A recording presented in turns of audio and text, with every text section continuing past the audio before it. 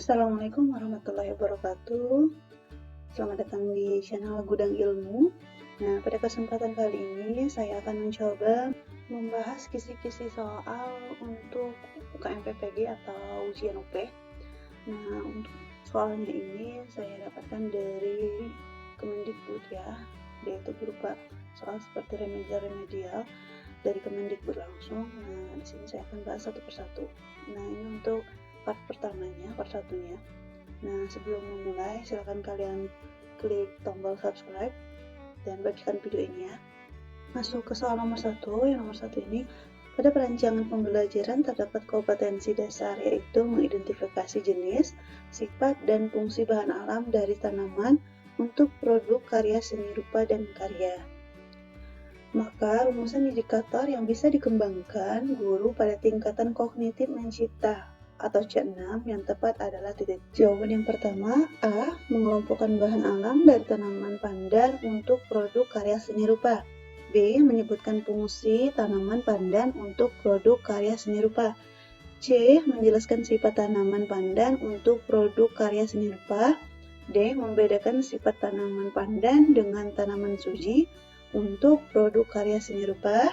Dan untuk pilihan yang E, membuat produk karya seni dari tanaman. Kita lihat dulu kata kuncinya. Tingkatan kognitif yang untuk mencipta C6. Nah, itu adalah kata kuncinya. Jadi kita harus paham dulu tingkatan dari atau kata kerja dari tingkatan kognitif. Kalau dilihat dari kata kuncinya, jawaban yang nomor 1 ini adalah E, dimana mencipta itu ada kata dari kata kerja membuat.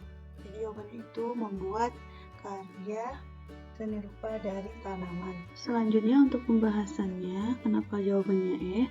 Nah, untuk tingkatan kognitif sendiri itu ada 6 ya. Yang pertama itu mengingat, dengan kata kerjanya menyebutkan, menghafalkan, mengetahui, menuliskan sampai dengan memberi label.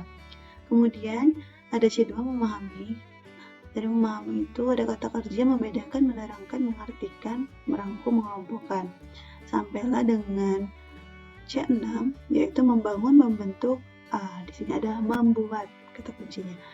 Menampilkan, memperjelas, menemukan, dan menyusun. Maka dari kata kerja operasional yang ada di soal, maka jawabannya adalah yang paling benar itu adalah E. Selanjutnya nomor 2, pada sebuah rancangan pembelajaran dalam kurung RPP tertulis contoh rumusan indikator kompetensi, yaitu menjelaskan kondisi operasi sistem dan komponen perangkat keras. Jika seorang pendidik akan menyusun tujuan pembelajaran, maka rumusan yang tepat adalah A. Setelah melaksanakan proses pembelajaran melalui praktik, siswa dapat menjelaskan kondisi operasi sistem dan komponen perangkat keras berupa komponen input, proses, dan output. B. Dalam melaksanakan proses pembelajaran dan menggali informasi melalui diskusi, siswa dapat menjelaskan kondisi operasi sistem dan komponen perangkat keras secara benar. C.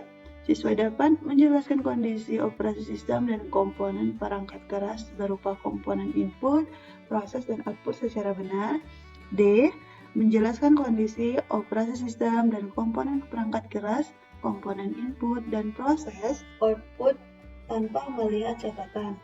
E. Setelah melaksanakan proses pembelajaran dan menggali informasi melalui diskusi, materi kondisi operasi sistem dan komponen perangkat keras secara benar tanpa melihat catatan. Nah, untuk nomor 2 ini jawabannya itu sesuai dengan tujuan pembelajaran itu ada komponen ABCD ya, yaitu audience, behavior, sama condition, juga ada degree-nya. Nah, untuk nomor 2 ini coba kalau kalian telaah atau kalian memperhatikan secara benar, jawaban yang betul itu adalah B. Kenapa B? Karena di jawaban B itu sudah terdapat ABC-nya. Jadi terdapat audience, behavior, degree, sama condition-nya. Pembahasannya, unsur-unsur dalam merumuskan tujuan pembelajaran hendaknya memenuhi kaidah ABCD, di mana A itu audience, adalah peserta didik yang akan belajar. Kemudian ada B, behavior, adalah perilaku yang spesifik yang akan dimunculkan oleh peserta didik setelah selesai memperoleh pengalaman belajar dan pembelajaran tersebut.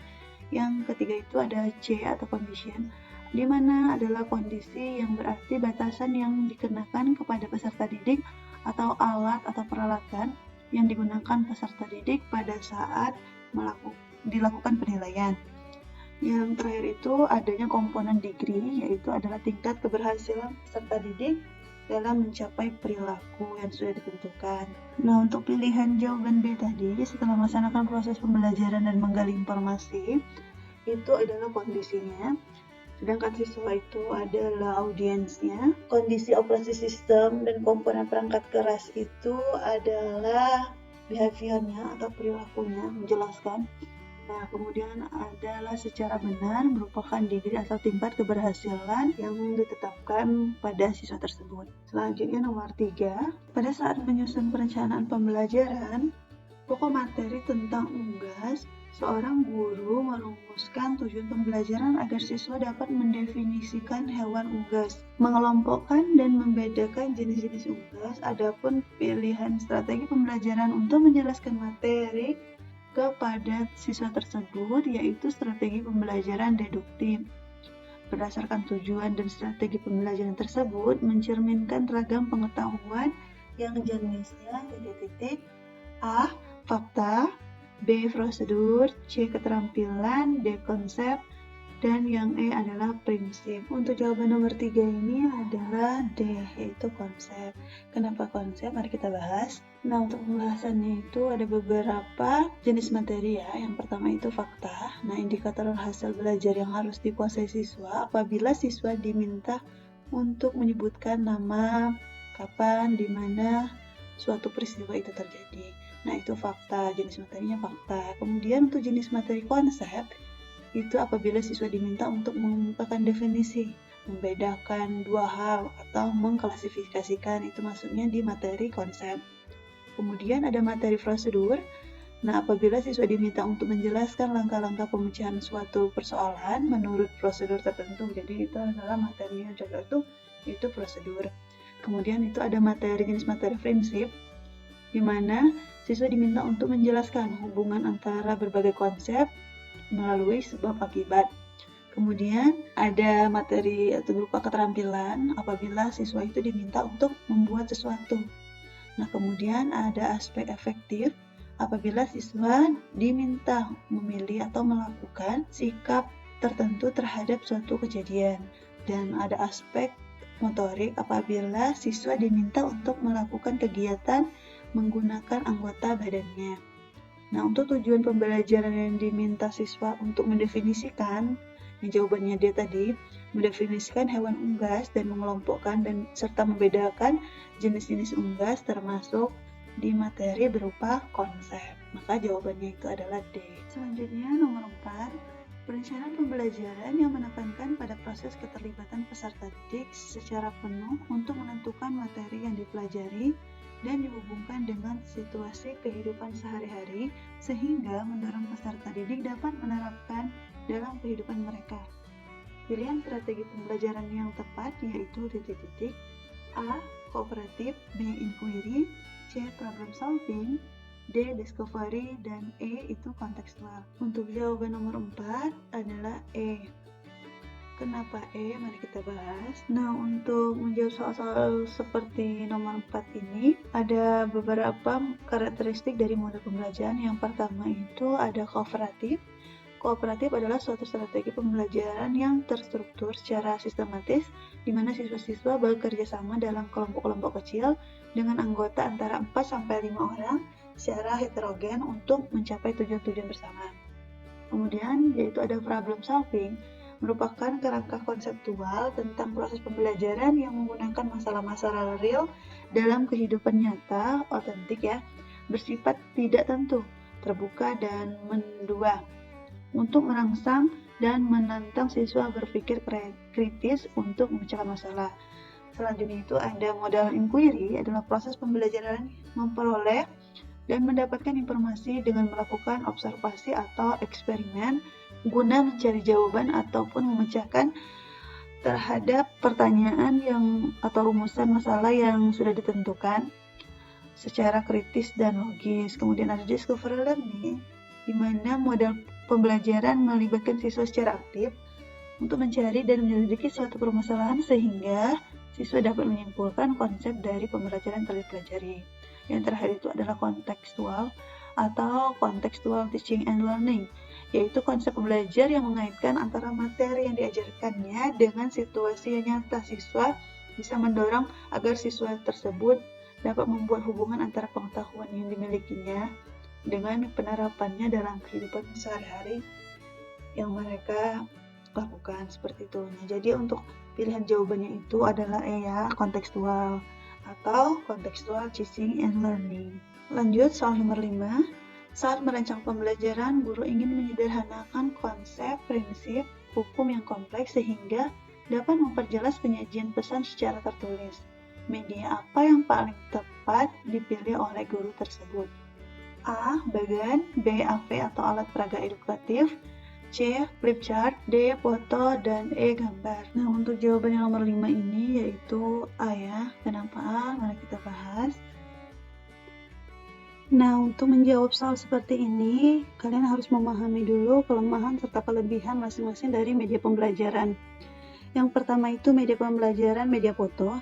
Adapun kelebihannya itu seperti dapat menyimpan atau sifatnya itu konkret ya, menunjukkan pokok masalah dibandingkan media verbal. Dapat mengatasi batasan ruang dan waktu, mengatasi keterbatasan pengamatan, dapat memperjelas suatu masalah, murah harganya dan gampang didapat serta digunakan. Nah, dari kelebihannya ini ada pun beberapa kekurangan, diantaranya hanya menekankan persepsi indera mata saja. Kemudian gambar atau foto yang terlalu kompleks, kurang efektif untuk kegiatan pembelajaran. Ukurannya sangat terbatas untuk kelompok yang lebih besar. Syarat dari pembuatan media foto sebagai media pembelajaran ini yang pertama itu autentik, sederhana, ukurannya relatif atau bisa menyesuaikan ruang, dan mengandung gerak atau perbuatan. Gambar hendaknya bagus dari sudut seninya. Untuk media pembelajaran berbentuk sketsa itu adalah gambaran yang sederhana, draft kasar yang melukiskan bagian-bagian pokok tanpa detail. Nah, untuk sketsa sendiri, selain dapat memperjelas penyampaian pesan, menghindari verbalisme, menarik perhatian siswa, harganya pun tak perlu dipersoalkan, sebab media pembelajaran seperti sketsa ini dapat dibuat langsung oleh guru. Sketsa yang dibuat secara cepat, sementara guru dapat menerangkannya dan dapat juga dipakai untuk tujuan pembelajaran tersebut. Nah, selanjutnya itu bisa menggunakan media diagram ya. Diagram itu sebagai suatu gambaran sederhana yang menggunakan garis-garis atau simbol. Diagram atau skema ini menggambarkan struktur dari objek secara garis besar saja, menunjukkan hubungan yang ada antara komponen-komponen atau sifat-sifat proses yang terjadi, seperti itu. Untuk ciri-ciri dari media pembelajaran diagram ini, yang pertama itu bersifat simbolis, jadi dia menggunakan simbol. Kemudian dapat membaca diagram tersebut orang tersebut atau siswa tersebut harus punya latar belakang atau tahulah tentang diagram itu. Kemudian walaupun sudah dimengerti ya diagram ini, karena sifatnya yang padat, diagram dapat memperjelas artinya yang atau tujuan yang ingin disampaikan, seperti itu dalam bidang media pendidikan. Kemudian diagram ini tentu saja benar, diagramnya pasti rapi, terus diberi titel harusnya ya kalau kita mau menggunakan diagram sebagai media pembelajaran. Terus untuk penyusunannya harus disesuaikan dengan pola membacanya, misalkan dari kiri ke kanan atau dari atas ke bawah, seperti itu. Selanjutnya itu ada media pembelajaran menggunakan bagan atau chart. Bagan atau chart itu seperti media grafis yang fungsinya untuk menyajikan ide-ide atau konsep yang sulit disampaikan secara tertulis atau secara verbal. Nah, syarat bagan yang baik itu seperti yang pertama dapat dimengerti oleh anak atau peserta didik kita, kemudian sederhana, lugas ya, tidak rumit. Kemudian diganti pada waktu-waktu tertentu, biar tidak monoton dan memiliki daya tarik. Kemudian itu ada media grafik. Media grafik ini media visual, di mana gambar-gambar sederhana yang menggunakan titik-titik, garis atau gambar yang disusun berdasarkan prinsip-prinsip matematika. Nah, untuk kelebihan dari media grafik sepertinya itu ada beberapa ya, yang diantaranya itu bermanfaat untuk mempelajari dan mengingat data-data kuantitatif dan hubungan-hubungannya. Kemudian memungkinkan secara cepat kita mengadakan analisis, interpretasi, dan perbandingan. Kemudian penyajian data grafik itu lebih jelas, lebih menarik, tentunya ringkas dan logis. Nah, media grafis ini dikatakan baik jika memenuhi ketentuan. Di antaranya itu yang pertama itu jelas. Jadi harus jelas, kemudian hanya menyajikan satu ide, jadi nggak boleh banyak-banyak. Kemudian ada jarak atau ruang kosong antara kolom-kolomnya itu ya, bagian-bagiannya. Kemudian warnanya juga harus menarik, berjudul dan ringkas. Artinya itu nggak boleh terlalu banyak penjelasannya. Sederhana, mudah dibaca, praktis, menggambarkan kenyataan atau realismenya, kemudian menarik serta jelas ya, memerlukan informasi. Tak perlu, maksudnya harus jelas, nggak usah menambahkan informasi yang lainnya. Terus ada teliti. Terakhir itu ada AP ya, alat permainan edukatif ya. Nah, untuk media ini digunakan oleh anak untuk bermain sambil belajar. Nah, alat atau AP ini, alat permainan edukatif ini biasanya merupakan sarana belajar untuk menyenangkan anak-anak. Jadi anak-anak tidak bosan untuk bermain. Di samping itu juga mereka juga belajar seperti itu. Nah, untuk jawaban nomor ini itu jawabannya A ya. Selanjutnya masuk ke nomor 6. Nah, soal nomor 6 ini seorang guru merancang evaluasi dengan mendasarkan pada indikator dan tujuan pembelajaran yang sudah ditentukan di RPP. Evaluasi tersebut dimaksud untuk mencantumkan hasil dan kemajuan belajar siswa. Maka jenis evaluasi yang tepat dipilih oleh guru adalah A. Evaluasi formatif, B. Evaluasi sumatif, C. Evaluasi selektif, D. Evaluasi diagnostik, dan E itu evaluasi penempatan. Jawaban dari soal nomor 6 ini adalah B ya, evaluasi sumatif. Mari kita bahas mengenai jawaban ini. Nah, mengenai evaluasi itu ada beberapa jenis ya. Yang pertama jenis evaluasi berdasarkan tujuannya, kemudian ada berdasarkan sasaran, ketiga itu berdasarkan lingkup kegiatan pembelajaran, yang keempat ada berdasarkan objek dan subjektif evaluasinya. Kemudian di sini di pilihan jawabannya tadi itu berdasarkan tujuannya. Nah, berdasarkan tujuannya itu ada yang pertama itu evaluasi diagnostik. Nah, itu tujuannya itu ditujukan untuk menelaah kelemahan-kelemahan siswa beserta faktor-faktor penyebabnya. Kemudian untuk evaluasi selektif itu evaluasi yang digunakan untuk memilih siswa yang paling tepat sesuai dengan kriteria program kegiatan tertentu. Kemudian ada evaluasi penempatan.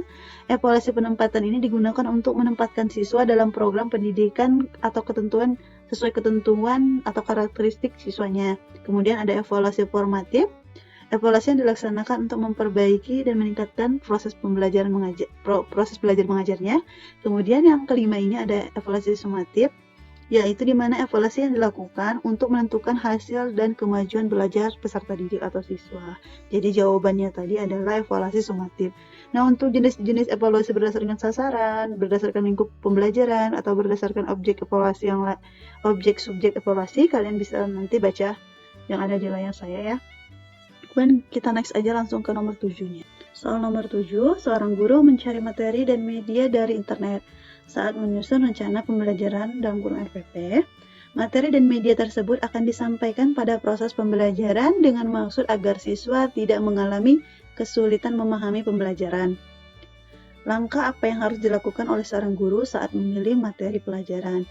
A. Mengidentifikasi aspek-aspek yang terdapat dalam kompetensi inti, kompetensi dasar, dan indikator.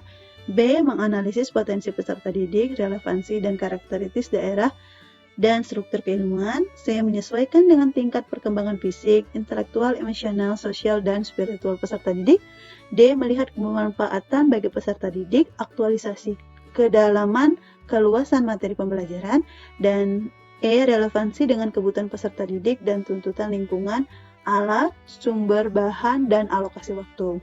Untuk jawaban nomor 7 ini adalah A ya, mengidentifikasi aspek-aspek yang terdapat dalam kompetensi inti, kompetensi dasar, dan indikatornya. Mari kita bahas dulu. Adapun langkah-langkah dalam memilih materi pembelajaran itu yang pertama, mengidentifikasi aspek-aspek yang terdapat dalam kompetensi inti, dasar, dan indikatornya. Kemudian mengidentifikasi jenis-jenis materi pembelajarannya. Lalu kita perlu memilih materi pembelajaran yang sesuai dan relevan dengan KD atau indikator pencapaian yang sudah kita tentukan. Kemudian kita memilih sumber materi pembelajaran. Sementara itu, untuk potensi peserta didik harus diperhatikan juga. Jadi relevansi dari karakteristik daerahnya atau struktur keilmuannya. Kemudian ada tingkat perkembangan peserta didik ya, fisik baik pun intelektual sama emosionalnya juga harus diperhatikan. Dan kebermanfaatannya ya untuk peserta didik. Kalau pelajaran itu harus memiliki dampak seperti apa dengan peserta didik.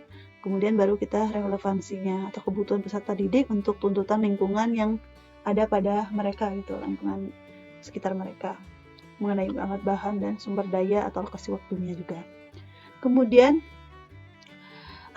kalau yang sementara yang tadi yang potensi dasar sedang relevansinya itu bukan yang termasuk prinsip, maksudnya itu hanya tambahan seperti itu. Nah, kemudian kita lanjut ke nomor 8. Soal nomor 8, dengan mencermati silabus, seorang guru akan merancang pelaksanaan pembelajaran dalam kurung RPP sebagaimana yang tertuang dalam Permendikbud RI nomor 22 tahun 2016 mengenai rencana pelaksanaan pembelajaran mencakup sekurang-kurangnya A. Kompetensi inti, kompetensi dasar, tujuan pembelajaran, materi ajar, model pembelajaran, strategi pembelajaran, dan penilaian hasil belajar. B. Identitas mata pelajaran, standar kompetensi dasar, materi ajar, model pembelajaran, metode pembelajaran, sumber belajar, hasil belajar, dan bobot penilaian hasil belajar. C. Standar kompetensi dasar, metode pengajaran, media pembelajaran, sumber belajar, langkah pembelajaran, tes hasil belajar, dan kunci jawaban tes. Identitas mata pelajaran, tujuan pembelajaran, materi ajar, model pembelajaran, media sumber ajar, langkah pembelajaran, penilaian hasil belajar. Dan yang terakhir E, identitas sekolah, identitas mata pelajaran, tujuan pembelajaran, materi ajar, media, sumber belajar, langkah pembelajaran, dan penilaian hasil belajar. Jadi kita harus memahami isi dari Permendikbud yang nomor 22 mengenai rencana pelaksanaan pembelajaran. Untuk jawaban ini adalah E ya. Dalam rencana pelaksanaan pembelajaran itu harus sekurang-kurangnya memiliki identitas sekolah. Yang kedua itu ada identitas mata pelajaran. Ketiga, tujuan pembelajaran, terdapat materi, media, sumber belajarnya juga ada, langkah pembelajaran, serta penilaian hasil belajarnya. Mari kita bahas dulu untuk jawaban nomor E-nya ini. Nomor 8E-nya ya. Pada Permendikbud nomor 22 tahun 2016 tentang standar dalam proses pendidikan dasar dan menengah menjelaskan bahwa secara tegas komponen minimal RPP itu yang pertama itu ada identitas sekolahnya, kemudian identitas mata pelajarannya, kemudian ada kompetensi dasarnya, indikator pencapaian, tujuan pembelajarannya juga dirumuskan, kemudian materi pembelajarannya juga memuat fakta, dan ketujuh metode atau model pembelajarannya, kemudian ada media pembelajaran berupa alat yang digunakan untuk membantu guru dalam proses pembelajaran, kemudian ada sumber belajarnya, dapat berupa buku cetak, dapat berupa buku elektronik atau internet. Nah, yang ke-10 itu ada langkah-langkah kegiatan pembelajaran. Jadi ada RPP itu ada tertulis sintaksnya seperti itu ya. Kemudian ada penilaiannya, tentu saja karena proses pembelajaran harus diukur seperti itu. Kemudian ada menetapkan tujuan penilaiannya, dan yang terakhir itu menyusun kisi-kisi dari penilaian yang akan kita lakukan. Lanjut ke nomor 9. Guru senior mengajar siswanya dengan metode diskusi dan menggunakan media gambar yang sudah berlangsung dari tahun ke tahun. Pada awal semester baru 2019, siswa di kelas tersebut diketahui 70% memiliki presensi belajarnya itu menggunakan metode kinestetik, sehingga mereka tidak fokus saat pembelajaran dan diskusi berlangsung. Siswa lebih senang jika mengerjakan tugas yang diberikan oleh guru. Dari kasus tersebut, strategi pembelajaran yang paling tepat dipilih guru adalah titik-titik. Yang pertama A. Kooperatif, B. Project Based Learning, C. Kontekstual, D. Inquiry, dan E. Discovery. Untuk jawaban soal nomor 9 itu adalah Project Based Learning. Jawabannya B. Nah, untuk menjawab soal seperti ini, kita harus paham dulu bagaimana macam-macam strategi pembelajaran. Nah, untuk macam-macamnya itu, diantaranya itu ada kooperatif ya, macam-macam metode strateginya. Yang pertama kooperatif. Nah, pada intinya kalau kooperatif itu strategi pembelajaran yang terstruktur. Jadi, di mana siswa-siswa itu bekerja sama dalam kelompok-kelompok kecil. Nah, untuk anggotanya itu 4-5 orang ya. tapi disesuaikan lagi dengan kondisi kelasnya berapa siswanya. Kemudian ada problem solving. Nah, problem solving ini anak-anak itu diajarkan atau dilakukan pembelajaran menggunakan masalah-masalah real dalam kehidupan nyata atau otentik. Nah, untuk selanjutnya itu ada Project Based Learning atau PJBL, merupakan kegiatan strategi pembelajaran yang dikembangkan berdasarkan penerapan proyek. Jadi pembuatan proyek melibatkan siswa dalam menyelidiki masalah dunia nyata. Kemudian ada inquiry. Inquiry itu adalah proses untuk memperoleh dan mendapatkan informasi dengan melakukan observasi. Kemudian ada Discovery Learning, yaitu model pembelajaran yang melibatkan siswa secara aktif dalam mencari data menyelidiki permasalahan sehingga siswa dapat menyimpulkan konsep dari pembelajaran yang telah dipelajari.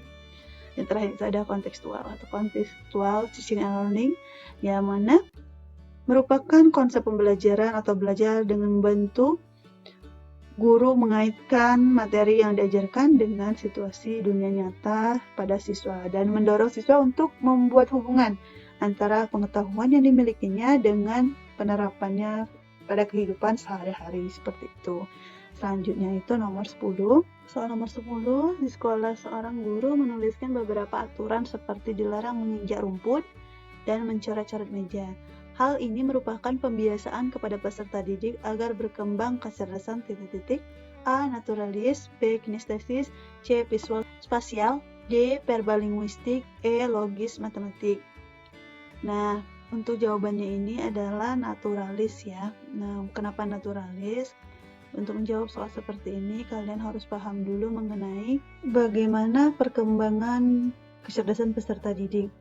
Nah, untuk pembelajaran logis matematis itu sendiri merupakan menceritakan masalah-masalah yang dihadapi sehari-hari ya, kemudian merencanakan suatu eksperimen, dan membuat diagram pen untuk mempolakan masalah agar mudah membuat analogi, kemudian menggunakan keterampilan berpikir tingkat rendah jadi tingkat tinggi seperti itu, mengkategorikan fakta-fakta yang dipelajari serta merancang pola atau kode atau simbol untuk mengetahui objek yang dipelajarinya.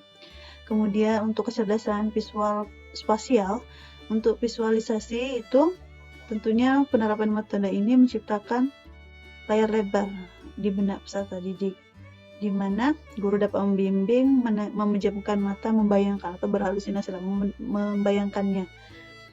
Kemudian untuk penggunaan warna, karena kan bermainnya dengan visual, tentu warna juga mempengaruhi. Jadi penggunaan warnanya itu, penekanan pola pengaturannya itu harus lebih diperhatikan karena dapat menghadapi kesulitan atau beralih maknanya kalau warnanya kurang. Kemudian ada metafora gambar. Metafora gambar ini pengekspresian gagasan melalui pencitraan visualnya. Kemudian ada sketsa gagasan. Nah, untuk sketsa gagasan ini peserta didiknya itu menggambarkan poin-poin pentingnya atau utamanya atau sebagai kuncinya. Kemudian ada simbol grafisnya. Nah, kalau untuk simbol grafis ini dia itu membangkitkan kecerdasan linguistiknya ya. Kemudian bercerita, kalau betul bercerita itu berarti harus merasakan juga apa yang diceritakan dari kisah-kisahnya kepada teman banyaknya seperti itu. Kemudian ada diskusi. Kalau diskusi merupakan kegiatan di kelas yang hampir setiap mata pelajarannya itu baik singkat ataupun dalam kurun waktu yang cukup lama, itu biasanya menggunakan diskusi. Kemudian merekam dengan tape recorder. Tape recorder ini sebagai pengumpulan informasinya. Ada juga menulis jurnal. Jurnal ini bisa dibuat sangat pribadi dan hanya diceritakan pada guru atau dibacakan secara teratur di depan kelas seperti itu. Nah, untuk pembahasan ini mungkin ini dibuat part 1 saja ya, karena sudah lumayan panjang durasinya. Nah, bagi kalian yang ingin bertanya silahkan kalian komen atau mau dibuatkan video pembahasan materinya. Bisa jurusan juga bisa itu ya, pedagoginya. Nah, semoga kalian yang melaksanakan UP dapat lulus juga, dan alhamdulillah kenapa saya membuat video ini karena alhamdulillah saya sudah lulus juga. Nah, mungkin untuk videonya saya cukupkan di sini. Jangan lupa like, comment, dan subscribe-nya, atau bisa kalian bagikan di media sosial kalian. Nah, saya akhiri. Wassalamualaikum warahmatullahi wabarakatuh.